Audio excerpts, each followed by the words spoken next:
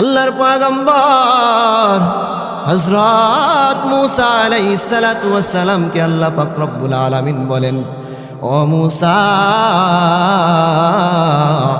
জঙ্গলের ভেতরে আমার একজন বন্ধুর লাশ পড়ে আছে, তার হাতে রশি বাঁধা, তার পায়ে রশি বাঁধা।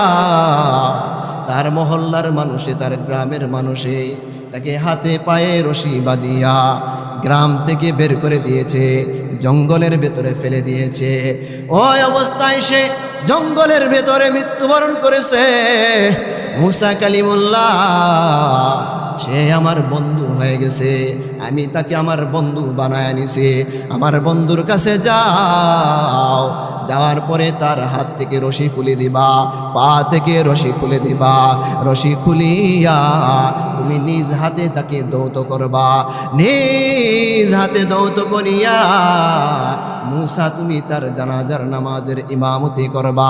ইমামতি করিয়া তুমি নিজে তার লাশ কবরে দাফন করবা। মূসা আলাইহিস সালাতু ওয়াস সালামকে আল্লাহ পাক রব্বুল আলামিন জানায় দিয়েছেন, আমার বন্ধুর লাশ তাড়াতাড়ি দাফনের ব্যবস্থা করো। আরেকটা কথা বলে দিয়েছেন, ওই যে একটা গ্রাম দেখা যায়, ওই যুবক যেই গ্রামে বসবাস করত, ওই গ্রামের মানুষদেরকে বলে দিবা, আল্লাহ তাআলার পক্ষ থেকে ঘোষণা হয়েছে, এই যুবকের যেই ব্যক্তি জানাজায় অংশগ্রহণ করবে, এই যুবকের জানাজায় যারা অংশগ্রহণ করবে, আল্লাহ পাক রব্বুল আলামিন তাদের পেছনের সকল গুনাহ মাফ করিয়া দিবেন। সুবহানাল্লাহ। মুহতারাম হাজিরিন, হযরত মূসা আলাইহিস সালাতু ওয়াস সালাম ওই যে জঙ্গলের ভেতরে প্রবেশ করলেন, গিয়ে দেখে হাত পা বাঁধা অবস্থায় একজন যুবক পড়ে আছে, মৃত অবস্থায় যুবক পড়ে আছে। ওই যুবকের হাত থেকে রশির বাঁধ ছুটালেন, পা থেকে রশির বাঁধ ছুটালেন। যুবককে হযরত মূসা আলাইহিস সালাতু ওয়াস সালাম জঙ্গল থেকে নিয়ে এসেছে। জঙ্গল থেকে হযরত মূসা আলাইহিস সালাতু ওয়াস সালাম যুবককে আনিয়া হযরত মূসা আলাইহিস সালাতু ওয়াস সালাম নিজে তার লাশকে দৌত করেছে। হযরত মূসা আলাইহিস সালাতু ওয়াস সালাম লাশ দৌত করার পর ওই গ্রামবাসীর মাঝে ঘোষণা করে দিয়েছে, ও গ্রামবাসী, আল্লাহ তাআলার একজন প্রিয় বান্দা ইন্তেকাল করেছে, তার জানাজার নামাজ এতটার সময় অনুষ্ঠিত হবে। আমার আল্লাহ তাআলা জানায় দিয়েছেন, এই ব্যক্তির জানাজার নামাজে যারা অংশগ্রহণ করবে, আমার আল্লাহ তাদের পেছনের সকল গুনাহ মাফ করে দিবেন। সুবহানাল্লাহ। এই ঘোষণা শোনার পরে ওই গ্রামের সবাই অপেক্ষায়, জানাজায় অংশগ্রহণ করার জন্য সবাই অপেক্ষায়। সময় যখন হয়ে গেল, সবাই জানাজার মাঠে চলে আসছে, যুবকের জানাজার নামাজ আদায় করবে। মূসা আলাইহিস সালাতু ওয়াস সালাম ইমামের মুসল্লায় দাঁড়ায় গেলেন। মূসা আলাইহিস সালাতু ওয়াস সালাম ইমাম হইয়া এই যুবকের জানাজার নামাজ সম্পাদন করলেন। জানাজার নামাজ কমপ্লিট করলেন। জানাজার নামাজ শেষ করার পর মানুষের ভেতরে কৌতূহল জাগলো, কে এমন বান্দা শারীকা লাহু ওয়া নাশহাদু আন্না সাইয়্যিদানা ওয়া সানাদানা ওয়া হাবিবানা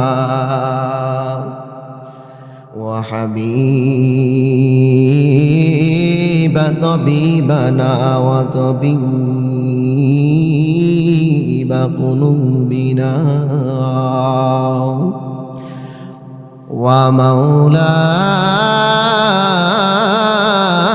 ومولانا محمدا عبده ورسوله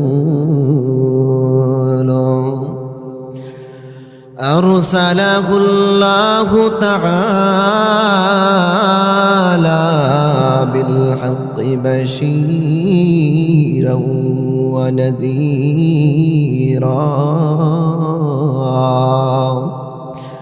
وداعيا إلى الله بإذنه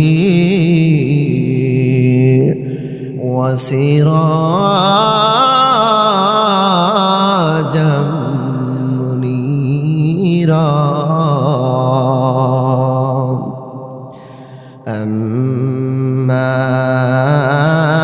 بعد فأعوذ بالله من الشيطان الرجيم بسم الله الرحمن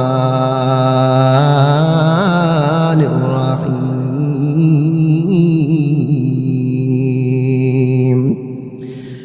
يا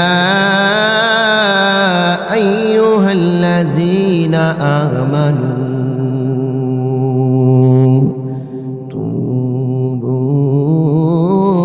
توبوا إلى الله توبة نصوحا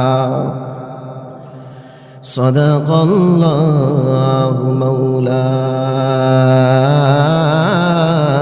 العظيم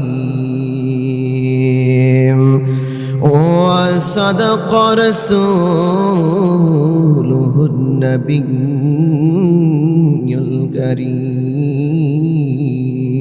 الكريم ونحن على ذلك من الشاهدين والشاكرين والحمد لله رب العالمين.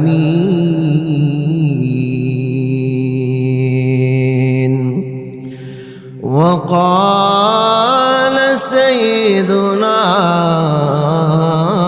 رسول الله صلى الله عليه وسلم التائب من الذنب كمن لا ذنب له أو كما قال عليه الصلاة والسلام. رہے میرے مسکن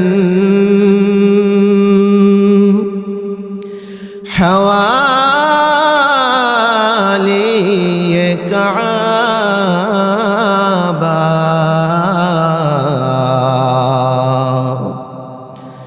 بنے میرے مدفن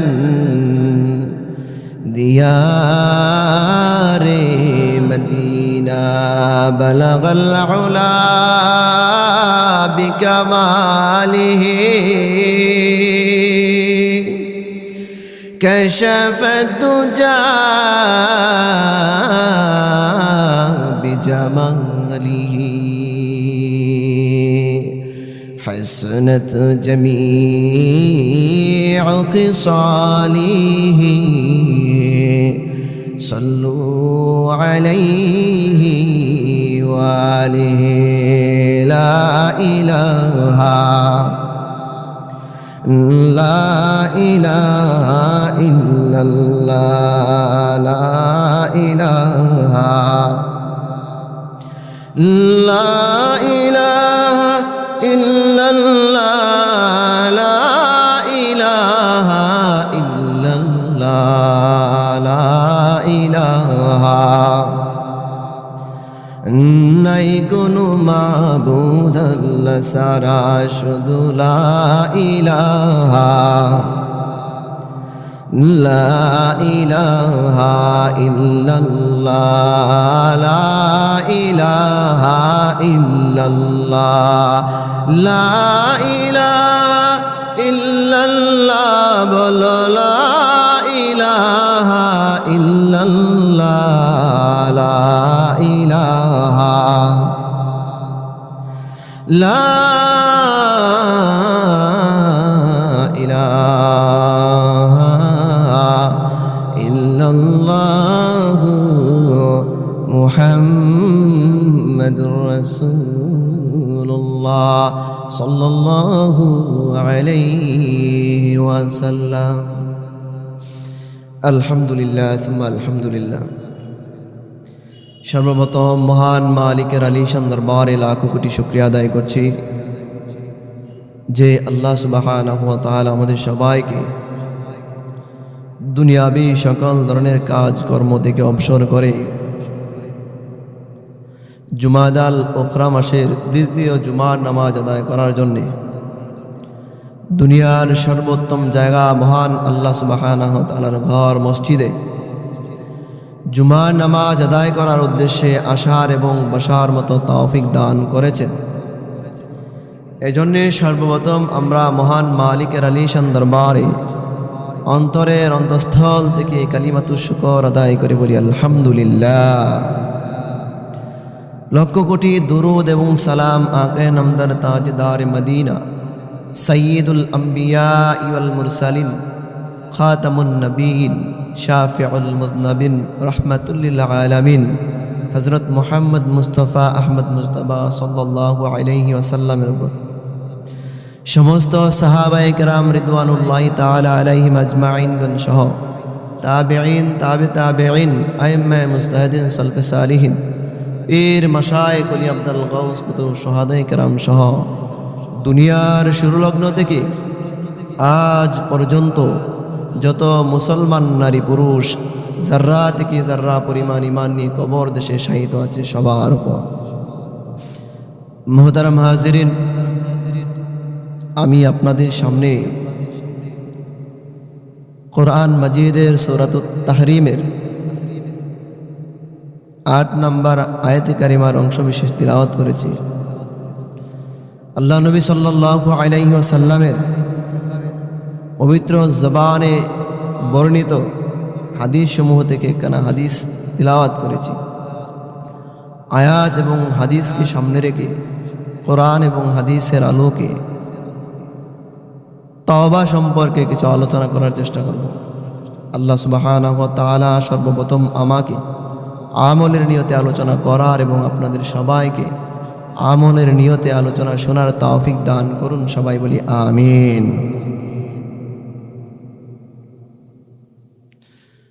আল্লাহর হাবিব সাল্লাল্লাহু আলাইহি ওয়াসাল্লাম হাদিস শরীফে ইরশাদ করেন,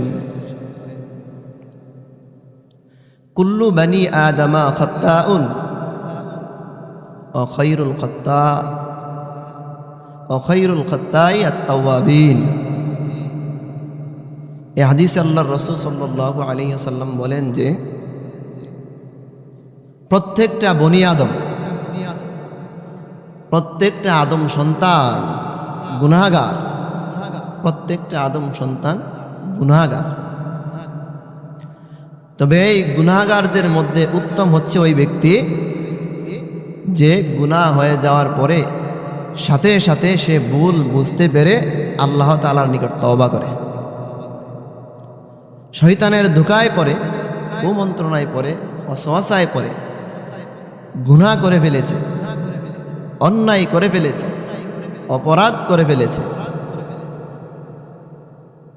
অন্যায় করার পরে, অপরাধ করার পরে, গুনাহ করার পরে যারা সঙ্গে সঙ্গে আল্লাহ তাআলার নিকট ক্ষমা প্রার্থনা করে, আল্লাহ তাআলার নিকট তওবা করে, নবীজি সাল্লাল্লাহু আলাইহি ওয়াসাল্লাম বলেন যে ওই আদম সন্তানদের মধ্য থেকে যেই সন্তানটা সে অপরাধ করার পরে, গুনাহ করার পরে আল্লাহ তাআলার নিকট তওবা করে, ওই সন্তানটাই আল্লাহ তাআলার নিকট সবচাইতে উত্তম। সুবহানাল্লাহ। এজন্য আমরা প্রত্যেকে গুনাহগার, প্রত্যেকের কিছু না কিছু ভুল ত্রুটি আছে। এই ভুল ত্রুটি হয়ে যাওয়ার পরে সঙ্গে সঙ্গে যারা আল্লাহ তাআলার নিকট তওবা করে, আল্লাহ তাআলার নিকট ইস্তিগফার করে, তো আল্লাহ সুবহানাহু ওয়া তাআলা এই গুনাহ অপরাধ সমূহ আল্লাহ তাআলা ক্ষমা করিয়া দেন, মাফ করিয়া দেন। সুবহানাল্লাহ। এজন্য আমি যে আয়াতে কারিমা তিলাওয়াত করেছি, আল্লাহ সুবহানাহু ওয়া তাআলা দুনিয়ার ইমানদার বান্দা বান্দীদেরকে ডেকে ডেকে বলেন, ইয়া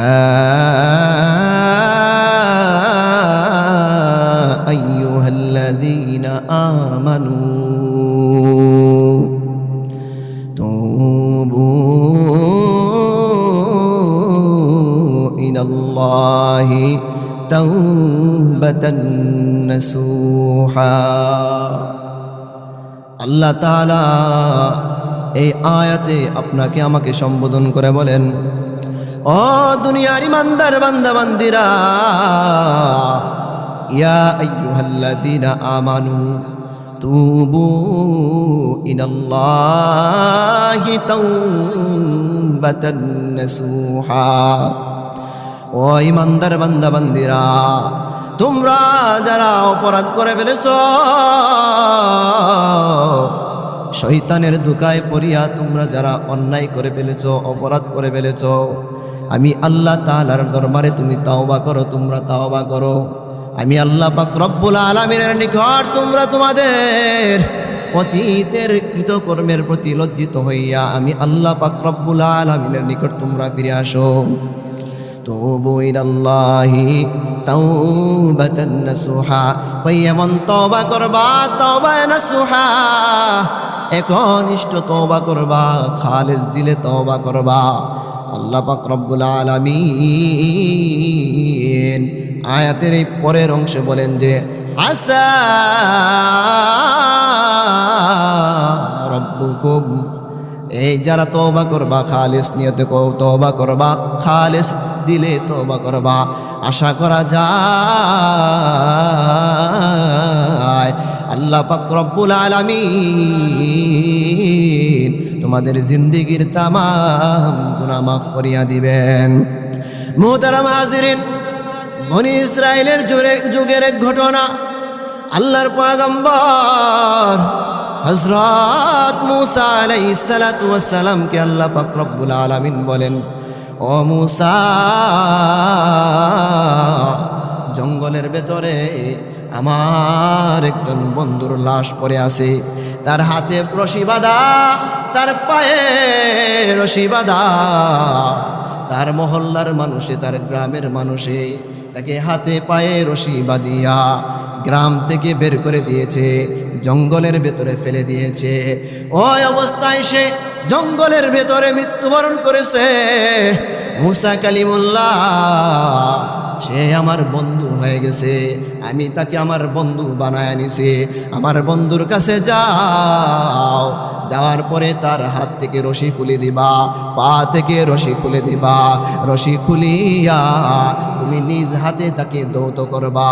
নিজ হাতে দৌত করিয়া মূসা তুমি তার জানাজার নামাজের ইমামতি করবা। ইমামতি করিয়া তুমি নিজে তার লাশ কবরে দাফন করবা।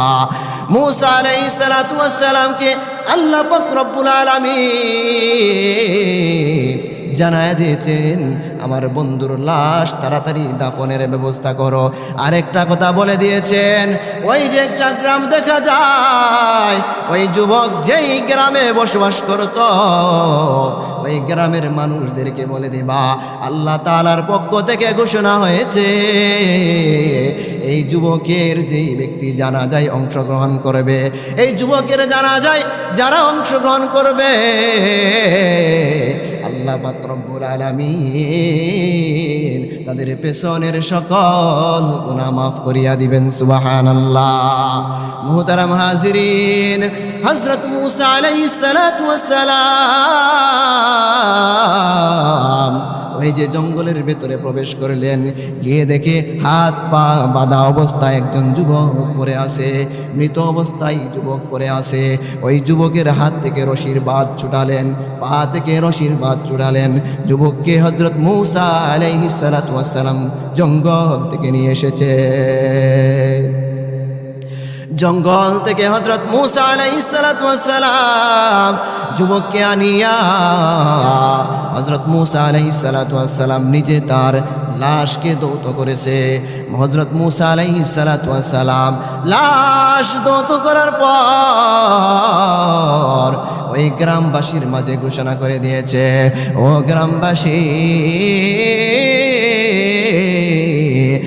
আল্লাহ তাআলার একজন প্রিয় বান্দা ইন্তেকাল করেছে, তার জানাজার নামাজ এতটার সময় অনুষ্ঠিত হবে। আমার আল্লাহ তাআলা জানায় দিয়েছেন এই ব্যক্তির জানাজার নামাজে যারা অংশগ্রহণ করবে আমার আল্লাহ তাদের পেছনের সকল গুনাহ মাফ করে দিবেন। সুবহানাল্লাহ। এই ঘোষণা শোনার পরে ওই গ্রামের সবাই অপেক্ষায়, জানাজায় অংশগ্রহণ করার জন্য সবাই অপেক্ষায়। সময় যখন হয়ে গেল সবাই জানাজার মাঠে চলে আসছে, যুবকের জানাজার নামাজ আদায় করবে। মূসা আলাইহিস সালাতু ওয়াস সালাম ইমামের মুসল্লায় দাঁড়ায় গেলেন। মূসা আলাইহিস সালাতু ওয়াস সালাম ইমাম হইয়া এই যুবকের জানাজার নামাজ সম্পাদন করলেন, জানাজার নামাজ কমপ্লিট করলেন। জানাজার নামাজ শেষ করার পর মানুষের ভেতরে কৌতূহল জাগলো, কে এমন বান্দা, কে এমন বান্দা যার প্রতি আল্লাহ তাআলা রাজি হয়ে গেছে। আল্লাহ তাআলা রাজি হয়া ঘোষণা করেছে এই ব্যক্তির জানাজার নামাজ যারা পড়বে তাদের জিন্দেগীর গুনাহ আল্লাহ তাআলা মাফ করে দিবেন। কে এমন বান্দা তাকে একটু দেখে। হযরত মূসা আলাইহিস সালাতু ওয়াস সালামকে সবাই আবেদন করলেন, ও পয়গম্বর মূসা, আল্লাহর এই বান্দাকে আমাদেরকে একটু দেখাও, আল্লাহর এই বান্দাকে আমরা দেখতে চাই। হযরত মূসা আলাইহিস সালাতু ওয়াস সালামকে যখন এই বান্দার লাশ দেখানো হলো, লাশ দেখে সবাই হতভম্ব হয়ে গেলেন। হাই হাই, মূসা কি বলে? সে তার জিন্দেগিতে এমন কোনো অপরাধ নাই যে অপরাধ সে করে নাই। তার প্রতি মানুষে অসন্তুষ্ট হইয়া গ্রাম থেকে সবাই বের করে দিয়েছে। তার মা তাকে বের করে দিয়েছে, তার বাবা তাকে বের করে দিয়েছে।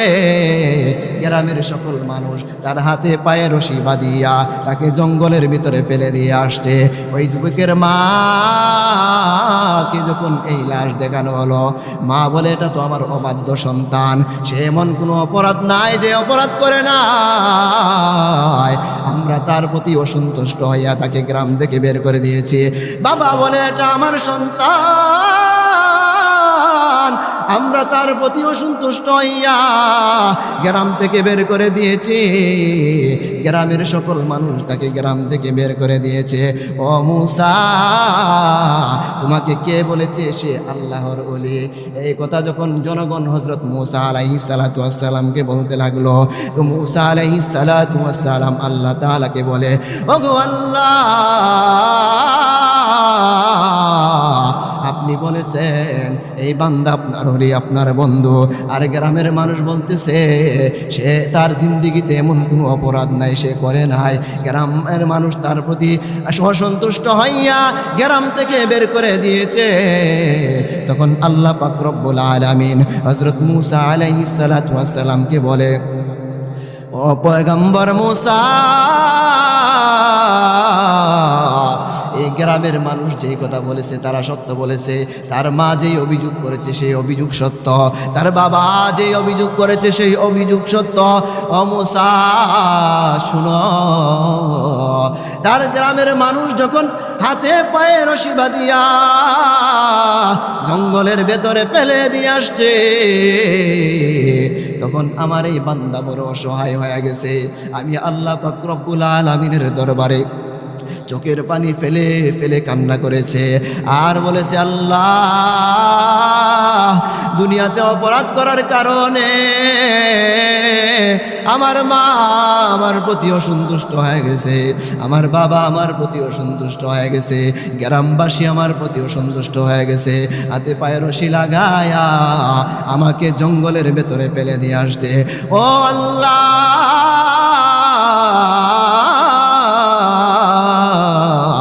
দুনিয়ার সকল মানুষ থেকে আমি এখন বিমুখ হইয়া আল্লাহ গো তোমার কুদরতি পায়ে সিজদা করলাম আর তওবা করলাম, জিন্দেগিতে আমি আর কোনো অপরাধ করব না।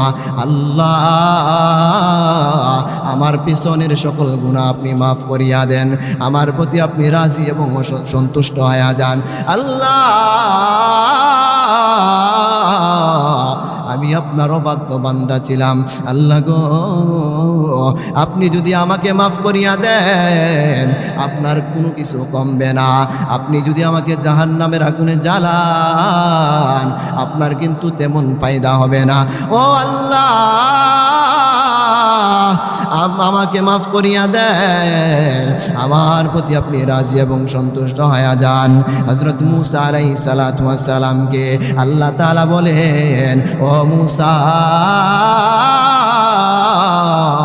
দুনিয়ার সকল মানুষ যখন তাকে জঙ্গলে ফেলে দিয়ে গেছে, সে আমার দরবারে কাকুতি মিনতি করে কান্না করেছে, চোখের পানি পালায়া হাত পা বাঁধা অবস্থায় আমার দরবারে কান্নাকাটি করেছে, আমার কুদরতি পায়ে সিজদা দিয়েছে। তার যে সে যে তওবা করেছে, সে যে ফিরে এসেছে, এটা আমার কাছে বড় পছন্দ হয়েছে। আমি আল্লাহ তাআলা তার এই তওবা কবুল করেছি।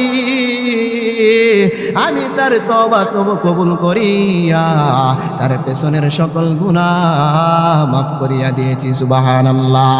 ও মূসা, সে যখন তওবা করেছে, তওবা করার সঙ্গে সঙ্গে আমি তার গুনাহ মাফ করে দিয়েছি। এখন তো তার জিন্দেগিতে কোনো গুনাহ নাই, অতীতের গুনাহ আমি মাফ করে দিয়েছি। এখন সে পুত পবিত্র হয়ে গেছে, আমিও তার প্রতি রাজি এবং সন্তুষ্ট হয়ে গেছি। এমন অবস্থায় মালাকুল মাউত চলে এসেছে, এসে আমার এই বান্দার জান কবজ করেছে। এমন তো অবস্থায় জান কবজ করেছে যে এই অবস্থায় আমি তার প্রতি রাজি এবং সন্তুষ্ট। ও মূসা, তার অতীতের গুনাহ মাফ করে দিয়েছি। নিষ্পাপ অবস্থায় তার মৃত্যু হয়েছে, আমি তাকে আমার বন্ধু বানায় নিয়েছি। আমি তার প্রতি রাজি এবং সন্তুষ্ট হয়ে গেছি। এই অবস্থায় তার মৃত্যু হয়েছে, এখন তো তার লাশ দাফন করার দরকার আছে। জঙ্গলে তো কেউ নাই, এই জন্য মূসা আমি তোমাকে বলেছি, আর গ্রামবাসীকে এই জন্য ঘোষণা করার জন্য বলেছি যে গ্রামের মানুষ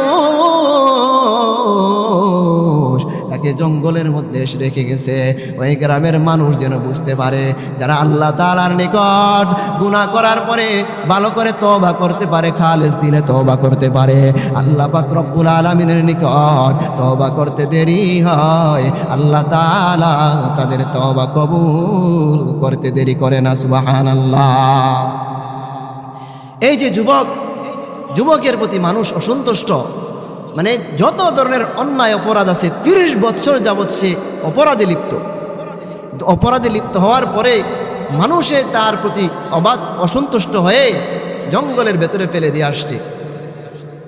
সে অসহায় হয়ে গেছে। এমত অবস্থায় যখন আল্লাহ তাআলার নিকট সে তওবা করেছে, আল্লাহ তাআলার নিকট ক্ষমা প্রার্থনা করেছে, আল্লাহ তাআলা তার পেছনের গুনাহ মাফ করে দিয়েছেন। সুবহানাল্লাহ।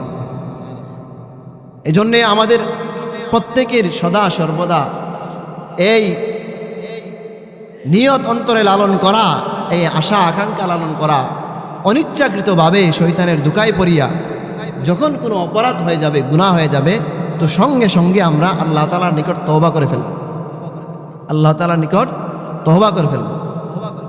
আল্লাহ নবী সাল্লাল্লাহু আলাইহি ওয়াসাল্লাম বলেন, ওই প্রত্যেকটা বনি আদম সন্তান হলো গুনাহগার।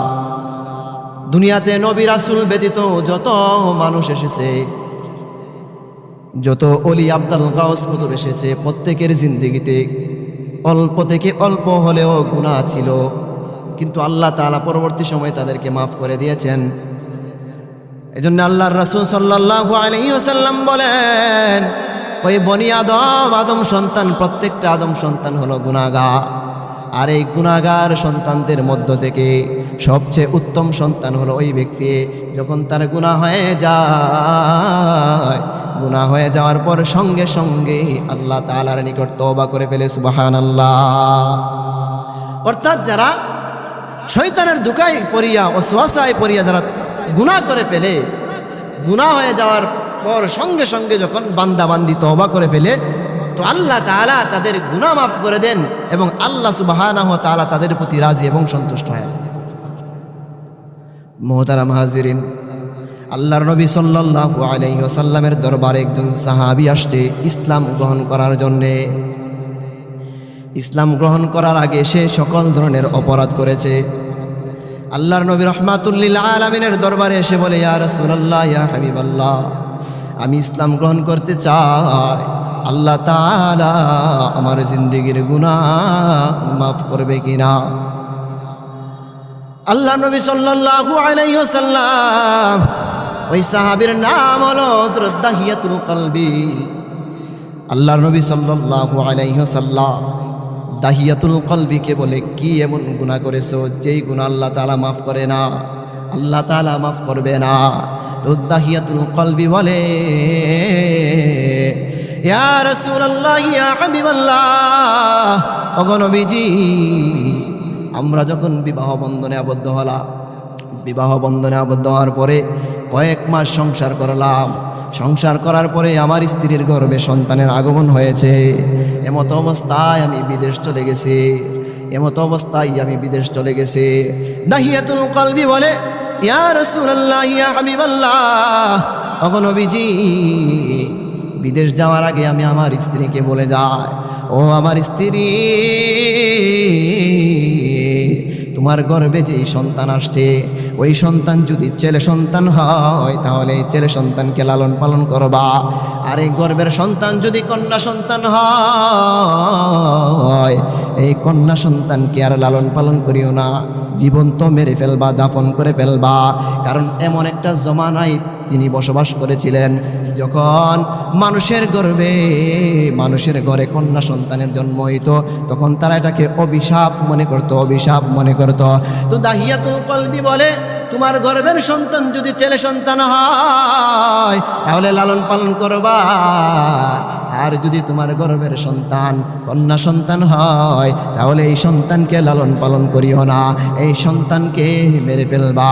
এই বলিয়া আমি আমার স্ত্রীকে এই কথা বলিয়া চলে গেছি। ইয়া রাসূলুল্লাহ, ইয়া হাবিবাল্লাহ, ওগো নবীজি, কয়েক বছর পর বিদেশ থেকে বাড়িতে এসেছি। আসার পরে আমি আমার ঘরের ভেতরে ফুটফুটে একজন কন্যা সন্তানকে দেখতে পাইলাম। এমন সুন্দরী ছিল, তার প্রতি যে চাইতো সেই মায়ায় পড়িয়া যাইত। ইয়া রাসূলুল্লাহ, ইয়া হাবিবাল্লাহ, ওগো নবীজি, আমার এই কন্যা সন্তানের নাম তার মা রেখেছে জামিলা, আর জামিলা শব্দের অর্থ হলো সুন্দরী। ইয়া রাসূলুল্লাহ, ইয়া হাবিবাল্লাহ, ওগো নবীজি, আমি যখন এই সন্তান ঘরের ভেতরে দেখলাম, কন্যা সন্তানকে দেখিয়া আমার শরীরের মধ্যে কেমন যেন মনে হলো কেউ আগুন লাগিয়ে দিয়েছে। এই কন্যা সন্তানকে আমি সহ্য করতে পারি না। ইয়া রাসূলুল্লাহ, ইয়া হাবিবাল্লাহ, ওগো নবীজি, এই কন্যা সন্তান দেখার পরে আমি আমার স্ত্রীকে বলি, ও আমার স্ত্রী, এই সন্তান কার? তখন আমার স্ত্রী বলে, ওগো স্বামী, এই সন্তান হলো আমাদের সন্তান। আপনি তো বলে গেছিলেন ছেলে সন্তান হইলে লালন পালন করার জন্য, আর কন্যা সন্তান হইলে মেরে ফেলার জন্য। ও আমার স্বামী, আমি তো মা ওহনান আলা ওহনিন, কষ্টের পর কষ্ট করিয়া সন্তানকে গর্ভধারণ করেছে, কষ্টের পর কষ্ট করিয়া এই সন্তানকে আমি গর্ভধারণ করেছি। সন্তান যখন দুনিয়ায় আগমন করেছে, সন্তানের চেহারা দেখিয়া আমি মায়ায় পড়িয়া গেছি। আমার পক্ষে সম্ভব হয় নাই আমি আমার সন্তানকে হত্যা করে দেব, এটা আমার পক্ষে সম্ভব হয় নাই। এই সন্তানকে, কন্যা সন্তানকে আমি লালন পালন করতে লাগলাম। আজকের দিনে যে কন্যা সন্তানকে আপনি দেখতেছেন, এটা হলো আমাদের কন্যা সন্তান, তার নাম রেখেছি জামিলা। সুবহানাল্লাহ। এই অবস্থা দেখার পরে দাহিয়াতুল কলবি সে এখন নিজেকে একটু শান্ত করলেন। এখন যদি তার মার সামনে থেকেই সন্তানকে, কন্যা সন্তানকে নিয়ে যায়, হত্যা করার জন্য নিয়ে যায়, তাহলে মা কোনোভাবেই রাজি হবে না, কোনোভাবেই এই সন্তানকে আমার হাতে তুলে দিবে না। দাহিয়াতুল কলবি বলেন, ইয়া রাসূলুল্লাহ, ইয়া হাবিবাল্লাহ, কয়েকদিন আমি এমনভাবে চলাফেরা করতে লাগলাম। একদিন আমি আমার স্ত্রীকে বলি, ও আমার স্ত্রী, আমি আমার শ্বশুর বাড়িতে যাব, জামিলার নানু বাড়িতে যাব। তুমি তোমার সন্তানটাকে আমার সঙ্গে দিয়ে দাও, তোমার সন্তানকে সাজায়া আমার সঙ্গে দিয়ে দাও, আমি তাকে তার নানু বাড়িতে নিয়ে যাব। দীর্ঘদিন হয়ে গেল আমি জামিলার নানু বাড়িতে যাই না, আজকে আমি তাকে নিয়ে তার নানু বাড়িতে চলে যাব। এই কথা বলিয়া তার স্ত্রীর কাছ থেকে এই সন্তানকে নিয়ে গেলেন, শ্বশুর বাড়ির পথের দিকে হাঁটতে লাগলেন। হাঁটতে হাঁটতে গিয়ে শ্বশুর বাড়ির রাস্তা হলো এইদিকে, আরেকটি রাস্তা হলো এইদিকে। তো জামিলা সে বুঝতে পারছে তার নানু বাড়ির পথ সে বাদ দিয়ে অন্য পথে হাঁটতেছে। বাবাকে সম্বোধন করে বলে, ও বাবা, আমার নানু বাড়ির রাস্তা তো হলো এইদিকে, আপনি এইদিকে যাচ্ছেন কেন? তো সন্তানকে ভুলভাল বুঝায়া বাবা তার সঙ্গে নিয়ে গেল। নবীজি সাল্লাল্লাহু আলাইহি ওয়াসাল্লামকে বলে, ইয়া রাসূলুল্লাহ, ইয়া হাবিবাল্লাহ, গো নবীজি, আমি আমার সন্তানকে নিয়ে হাঁটতে হাঁটতে মরুভূমিতে প্রবেশ করলাম। মরুভূমিতে প্রবেশ করার পর সন্তানকে এক পাশে বসাইলাম, আমি আমার কন্যা সন্তানটাকে এক পাশে বসায়া এই মরুভূমির বালু আমি নিচ থেকে উঠাইতেছি, অর্থাৎ গর্ত করতেছি, কবরের আকৃতির গর্ত আমি করতেছি, খনন করতেছি। ইয়া রাসূলুল্লাহ, ইয়া হাবিবাল্লাহ, তখনও আমি আমার সন্তানকে বুঝতে দেই না কেন আমি এই কাজ করতেছি, আমি আমার সন্তানকে বুঝতে দেই নাই। কিছুক্ষণ পর আমি আমার কন্যা সন্তান জামিলাকে এই গর্তের মধ্যে ফেলে দিলাম। গর্তের মধ্যে ফালায়া আমি আমার সন্তানটাকে মাটি চাপা দিতে লাগলাম। ইয়া রাসূলুল্লাহ, ইয়া হাবিবাল্লাহ, ওগো নবীজি, আমার সন্তানটা তখন বুঝে ফেলছে যে আমাকে মনে হয় আমার বাবা আমাকে মনে হয় দাফন করে ফেলবে, আমাকে মনে হয় মেরে ফেলবে। তখন ওই কন্যা সন্তান জামিলা আমি বাবাকে ডেকে ডেকে বলে, বাবা গো, আমাকে ছেড়ে দেন, আমি কোনো দিন আপনাকে আর বাবা বলে পরিচয় দেব না। ও বাবা, আমি জামিলাকে এখান থেকে ছেড়ে দেন, আমি জামিলা এমন এক জায়গায় চলে যাব গো, যেই জায়গা থেকে কোনোদিন আমি আপনাদের সামনে আর ফিরে আসব না। ইয়া রাসূলুল্লাহ, ইয়া হাবিবাল্লাহ, গো নবীজি, আমার এই কন্যা সন্তানটা এমন ভাবে কাকুতি মিনতি করতেছে, কান্নাকাটি করতেছে, তখন আমার অন্তরটা পাশান্ত হয়ে গেছে, আমার মনটা পাশান্ত হয়ে গেছে, আমার মন পাষাণ হয়ে গেছে। তখন আমি একটা পাথর নিয়া আমি আমার সন্তান জামিলার মাথার উপরে আঘাত করেছি। নাউজুবিল্লাহ। ইয়া রাসূলুল্লাহ, ইয়া হাবিবাল্লাহ, ওগো নবীজি, আমি যখন আমার সন্তানের মাথার উপরে পাথর দিয়ে আঘাত করলাম, আঘাত করার সঙ্গে সঙ্গে জামিলার মাথা থেকে উল্কার মতো বেয়ে রক্ত এসে আমার শরীরের মধ্যে পড়ে গেছে। আমার সন্তানটা ইন্তেকাল করেছে, আমি সেখান থেকে চলে এসেছি। ইয়া রাসূলুল্লাহ, ইয়া হাবিবাল্লাহ, গো নবীজি, আমি শুধু আমার সন্তান জামিলা নয়, আরও একাধিক কন্যা সন্তানকে জীবন্ত দাফন করেছে।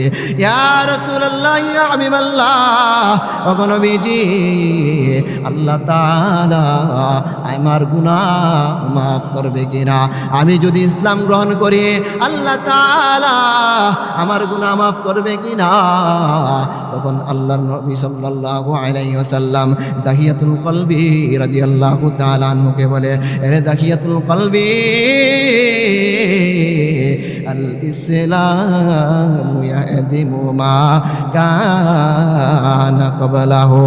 এ দাহিয়াতুল কলবি, তুমি যদি তোমার অতীতের কৃতকর্মের প্রতি লজ্জিত হও আর তওবা ইস্তেগফার করিয়া ইসলাম গ্রহণ করো, আল্লাহ পাক রব্বুল আলামিন তোমার পেছনের সকল গুনাহ খাতা মাফ করিয়া দিবেন। সুবহানাল্লাহ। আল্লাহ সুবহানাহু ওয়া তাআলা ইসলাম গ্রহণ করার পরে দাহিয়াতুল কলবি রাদিয়াল্লাহু তাআলা আনহুর গুনাহ মাফ করিয়া দিয়েছেন। সুবহানাল্লাহ। মোহতারাম হাজিরিন, এই দাহিয়াতুল কলবির পরবর্তী সময়ে আল্লাহ তাআলা তার প্রতি কেমন রাজি এবং সন্তুষ্ট হয়েছিল। হযরত জিবরাইল আলাইহিস সালাতু ওয়াস সালাম যখন আল্লাহর নবী সাল্লাল্লাহু আলাইহি ওয়াসাল্লামের দরবারে আসতেন, মাঝে মধ্যে হযরত দাহিয়াতুল কলবি রাদিয়াল্লাহু তাআলা আনহুর সূরত ধারণ করিয়া নবীজির দরবারে এসে হাজির হইতেন। সুবহানাল্লাহ। মোহতারাম হাজিরিন, বুঝাবার উদ্দেশ্য হলো শয়তানের ধোঁকায় পড়িয়া, ওয়াসওয়াসায় পড়িয়া বনি আদম সন্তান যখন গুনাহ করে ফেলে, অপরাধ করে ফেলে, ওই অপরাধের প্রতি, কৃতকর্মের প্রতি লজ্জিত হইয়া যখন আল্লাহ তাআলার দরবারে খালেস দিলে তওবা করে, তো আল্লাহ তাআলা তাদের জিন্দেগীর গুনাহ মাফ করিয়া দেন। আল্লাহ নবী সাল্লাল্লাহু আলাইহি ওয়াসাল্লাম মুসলিম শরীফের মধ্যে হাদিস বর্ণনা করেন। নবীজির হাদিস মুসলিম শরীফে বর্ণিত হয়েছে, বনি ইসরাইলের একজন লোক, সে 99 জন মানুষকে হত্যা করেছে। 99 জন মানুষকে হত্যা করেছে। এই 99 জন মানুষকে হত্যা করার পরে তার অন্তরের ভেতরে ভয় ঢুকে গেছে, মনের ভেতরে ভয় ঢুকে গেছে। হায় রে, কি করলাম, এত মানুষ আমি খুন করে ফেলেছি, হত্যা করে ফেলেছি। এমত অবস্থায় যদি আমার মরণ হয়, তাহলে আল্লাহ তাআলার দরবারে আমি মুখ দেখাইতে পারবো না, নিশ্চিত আমার জন্য জাহান্নাম অপেক্ষা করছে। সে তার ভুল বুঝতে পেরে এই ভুল থেকে কিভাবে ফিরে আসবে, ভুল কিভাবে শুধরাবে, তার ভেতরে এই চিন্তা ফিকির ঢুকে গেছে।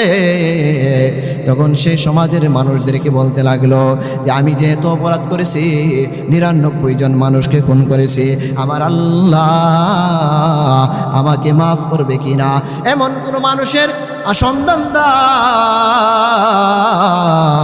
যেই মানুষের সন্ধান দিলে সে আমাকে সঠিক পরামর্শ দিবে, তার পরামর্শ পাইয়া আমি তওবা করব, তার পরামর্শ পাইয়া আমি তওবা ইস্তেগফার গ্রহণ করব। তখন সমাজের মানুষ একজন পাদ্রীর কথা বলে দিলেন। তো ওই ব্যক্তি ওই পাদ্রীর কাছে গেছে। পাদ্রীর কাছে যাওয়ার পরে বলতেছে, হ্যাঁ পাদ্রী, আমি 99 জন মানুষকে হত্যা করেছি, আল্লাহ তাআলা আমাকে ক্ষমা করবেন কিনা। তখন ওই পাদ্রী, ইহুদি পাদ্রী বলতে লাগলো, তুমি তো ধ্বংস হয়ে গেছো, বরবাদ হয়ে গেছো, এত অপরাধ করেছো, আল্লাহ তাআলা তোমার অপরাধ ক্ষমা করবে না। এই কথা শুনিয়া যে ব্যক্তি তওবার জন্য গিয়েছিল, সে রাগান্বিত হইয়া ওই পাদ্রীকে সঙ্গে সঙ্গে হত্যা করে ফেলেছে। এখন 100 মানুষ মিল হয়েছে, 100 মানুষকে সে হত্যা করেছে। 100 মানুষকে হত্যা করার পরে সে আবার সমাজের মধ্যে ছোটাছুটি করতে লাগলো, যেমন লোকের সংবাদ দাও, যার কাছে গেলে সে আমাকে সঠিক পরামর্শ দিবে, আল্লাহ তাআলা আমাকে ক্ষমা করবেন কিনা, আল্লাহ তাআলা আমাকে মাফ করবেন কিনা। তো সমাজের মানুষ একজন আলেমের সন্ধান তাকে দিয়া দিল। ওই ব্যক্তি, তার মনের ভেতরে একটা আশা আকাঙ্ক্ষা ছিল, আমি যে অপরাধ করে ফেলেছি, পাপ করে ফেলেছি, মরার আগে আমি তওবা করতে চাই, মরার আগে আমি তওবা করিয়া মরতে চাই। ওই ব্যক্তি যখন তার ভেতরে আশা আকাঙ্ক্ষা লালন করিয়া ওই আলেমের দরবারে গেলেন, আলেম তাকে পরামর্শ দিল, তুমি এমন জায়গার মধ্যে যাইবা, ওই জায়গাতে গিয়ে দেখবা কিছু সংখ্যক মানুষ, ইবাদত গুজার মানুষ, তারা ইবাদত বন্দেগীতে লিপ্ত, তাদের সাথে তুমি ইবাদত বন্দেগীতে লিপ্ত হয়ে যাইবা আর তওবা করবা, আল্লাহ তাআলা তোমার তওবা কবুল করবেন, আল্লাহ তাআলা তোমার গুনাহ মাফ করিয়া দিবেন।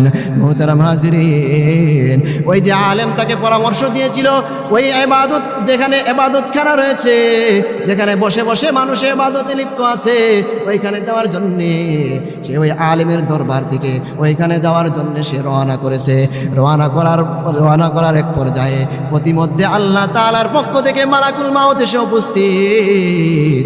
মালাকুল মাউত এসে হাজির হয়ে গেছে, তার জান কবজ করিয়া ফেলছে। সুবহানাল্লাহ। জান কবজ করার পরে 2 দল ফেরেশতা আসছে। এক দল ফেরেশতা আসছে জান্নাতের, আর এক দল ফেরেশতা আসছে জাহান্নামের। দুদল ফেরেশতার মধ্যে ঝগড়া, জান্নাতি ফেরেশতা আসছে তাকে জান্নাতে নিয়ে যাওয়ার জন্যে, আর জাহান্নামের ফেরেশতা আসছে তাকে জাহান্নামে নিয়ে যাওয়ার জন্যে। জান্নাতি ফেরেশতারা বলে তাকে যে এই ব্যক্তি হলো জান্নাতি, তওবা করার জন্য বের হয়েছে, আল্লাহ তাআলা তাকে মাফ করে দিয়েছেন, আমরা তাকে জান্নাতে নিয়ে যাব। জাহান্নামী ফেরেশতারা বলে সে তার জিন্দেগি অন্যায় করতে করতে কাটায় দিছে, 100 মানুষকে হত্যা করেছে, তার ঠিকানা হলো জাহান্নাম, আমরা তাকে জাহান্নামে নিয়ে যাব। আল্লাহ তাআলার পক্ষ থেকে একজনকে ফাইসালাকারী রূপে একজন ফেরেশতা আল্লাহ তাআলা পাঠায় দিয়েছেন। ফেরেশতা এসে তাদেরকে বলতেছে তোমরা ঝগড়া করিও না, থামো থামো, এখন এখান থেকে ফাইসালা হবে।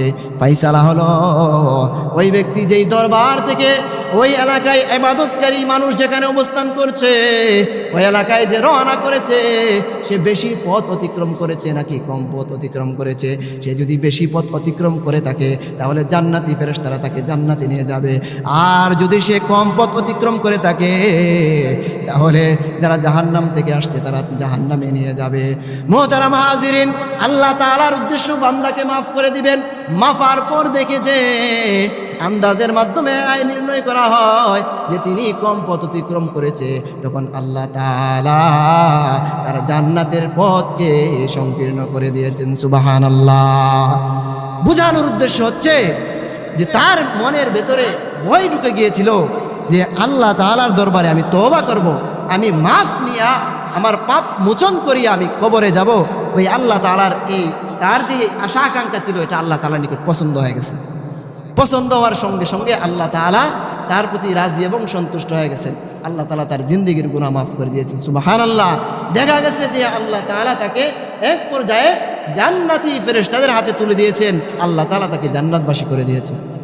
তো আপনার আমার জিন্দেগিতে যেই গুনাহই করি না কেন, গুনাহ করার পর সঙ্গে সঙ্গে যদি আমি তওবা করে ফেলি তাহলে নিশ্চিত আল্লাহ সুবহানাহু ওয়া তাআলা আপনাকে আমাকে মাফ করে দিবেন, আল্লাহ তাআলা আপনাকে আমাকে ক্ষমা করে দিবেন।